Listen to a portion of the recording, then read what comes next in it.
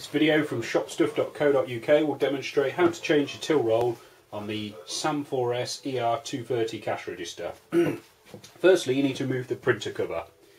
You lift the printer cover up from the groove at the back of the machine and it just pops out of place. Second thing you need to do is press the orange button here. That releases the printer mechanism, allowing you to lift up and remove any excess paper in the machine.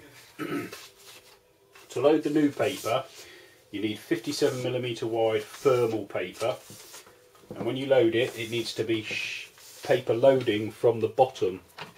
You pop it down like that, pull some paper forward, close the printer arm, making sure that it clicks into place. Then take your printer cover, pop the paper through it again, clip back into place, and if you clear this error message that's come up, pop the sale through and your receipt's back working. Thank you for watching this video from shopstuff.co.uk.